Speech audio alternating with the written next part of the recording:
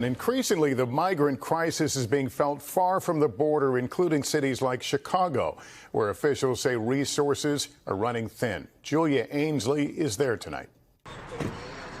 Tonight, officials warning Chicago is approaching a breaking point. Tents full of desperate migrants lining Chicago's iconic Lakeshore Drive. Migrant shelters inside O'Hare Airport.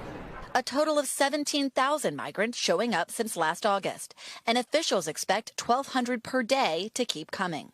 Now Chicago is building sprawling tent camps to get migrants off the streets of places like this ahead of the cold winter months.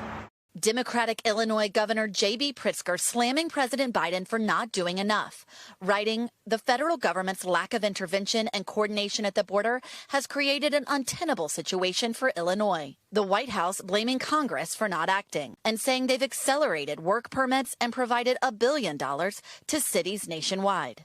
I don't want them there. But protests here are growing. To have the government come in and dump 300 people right next door to me, it is not fair. The Latino Pilsen neighborhood was the first to build a shelter for migrants, and they're now preparing a new shelter to take up to 1,000 more. Community leaders tell us they want to help migrants, but they're worried about resources for poor Chicagoans, too.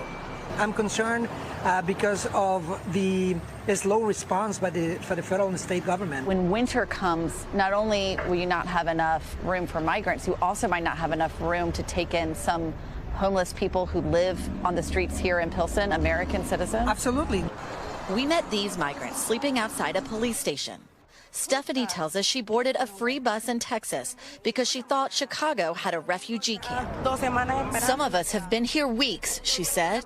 She told us she's desperate for a job to support her 1-year-old son back in Venezuela.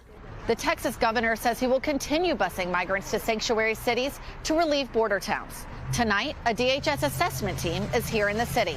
Thanks for watching. Stay updated about breaking news and top stories on the NBC News app or follow us on social media.